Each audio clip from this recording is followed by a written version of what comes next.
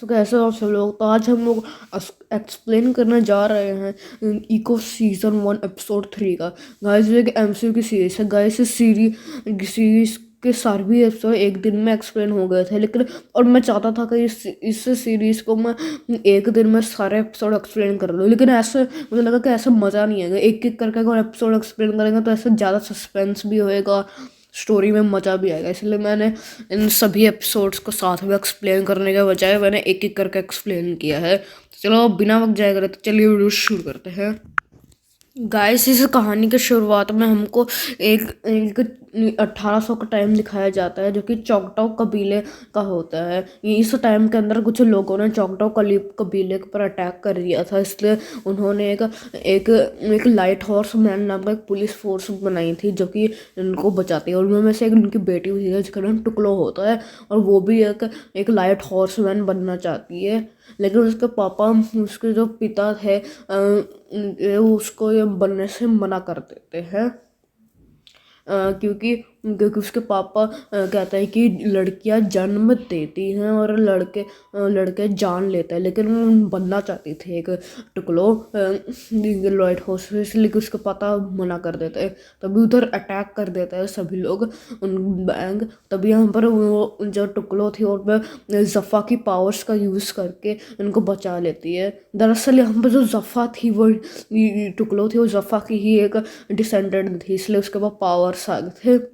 इधर हमें माया दिखाई जाती है, क्योंकि हमें पता लग गया है कि माया के पास भी वही वही जफ़ा वाली पावर्स है, यानी कि जब भी वो मुश्किलें में होते तो जफ़ा उसे मदद करके उसे पावर्स देती है। तभी कुछ लोग आते हैं और उसे वहाँ पर क्लोरोफॉर्म देकर उसे बेहोश करके उसे किडनैप कर लेते हैं। उधर हमें वही स्केटिंग वाले क्लब में उसे किडनैप कर लिया जाता है, उसके अंकल हेनरी को भी किडनैप कर लिया जाता है। तो उधर बोनी भी आ जाती है। उसके जो हेनरी थे, अंकल हेनरी, वो दरअसल बोनी को इसको जाने के लिए कहते हैं और साइन लैंग्वेज में उसे कहते हैं, जिससे वो बोनी समझ जाती है। और कि पुलिस को यहाँ पर बुलवाने के लिए, सब बोनी सोचा कि वो पुलिस को बुलवा देते हैं। लेकिन इसके बाद में वो लोग जान जाते किडनैपर से, उससे भी किडनैप करके उधर माया के रूम में डाल देते हैं। यहाँ पर अब जो यहाँ पर बोनी ने काफ़ी टाइम बाद उस माया का शक्ल देखी, जिससे वो कहती कि उसने काफ़ी सारे मैसेजेस भी किए थे, लेकिन आज तक उसने उसके एक भी मैसेज का रिप्लाई नहीं दिया था, ना ही उसे कभी मिलने आई थी। जैसे यहाँ पर माया ये नहीं चाहती थी कि जो बोनी थी वो भी खतरे में पड़े, क्योंकि वो भी बोनी को पसंद किया करती थी।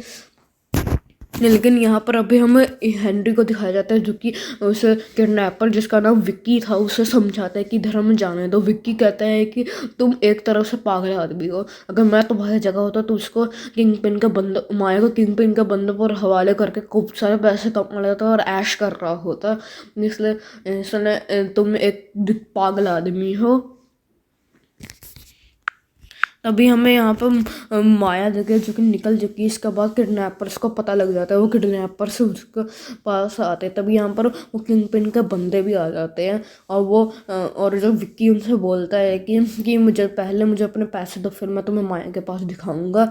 और वो बंदा कहता है कि नहीं, हमें पहले माया को दिखाया, क्योंकि यहाँ पर किडनैपिंग के भी काफ़ी सारे रूल्स होते हैं जो कि फॉलो किए जाते हैं। इसलिए पहले हमें माया के बारे में बताओ, फिर हम तुम्हें पैसे देंगे।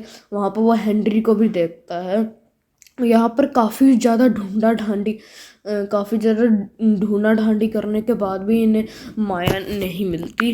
गाइस यहाँ पर दूसरी साइड में जो माया थी वो छोटी छोटी चीज़ों से एक हथियार बना रही होती है, ताकि वो उनका सामना कर पाए। और यहाँ पर हमें उसे काफ़ी ढूंढने के बाद माया नहीं मिलती, जिससे वो बंदा माया विक्की को ही मार देता है। तभी यहाँ पर लाइट्स ऑफ होती हैं, तभी यहाँ पर माया आ जाती है, और यहाँ पर हमें काफ़ी अच्छा एक्शन दिखाया जाता है। वो माया सारों को पीट रही होती है, एक वन शॉट सीक्वेंस है, लेकिन वो बंदा बोनी को पकड़ लेता है और उससे कहता है कि गन छोड़ दो, और उसको उसको ऐसे बहलाने फुसलाने लग जाता है, जिससे उसको भी गन उठाना पड़ता है और वो बैठ जाती है। तभी यहाँ पर से एक कॉल आ जाता है, और वैसे किंग पिन का बंदा था, इसलिए कॉल भी किंग पिन का ही आया होगा, इसलिए वो लोग उस कॉल को उठाते हैं और कहते हैं कि माया को छोड़ दो।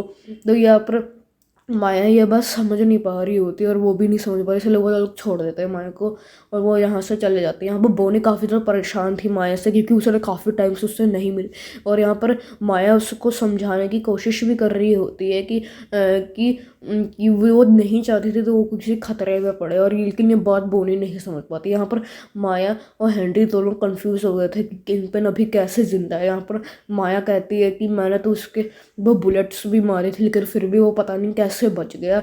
बाद में हेनरी कहता है कि उसकी किस्मत अच्छी है साले की, पता नहीं कैसे बच गया, उसकी किस्मत अच्छी है।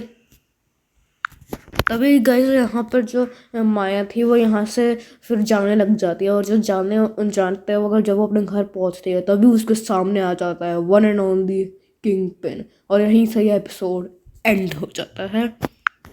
गाइस अगर आपको ये वीडियो अच्छी लगे तो लाइक और सब्सक्राइब करना ना भूलो, साथ ही साथ वो बेल आइकन भी दबा लेना। तब तक के लिए गुड बाय।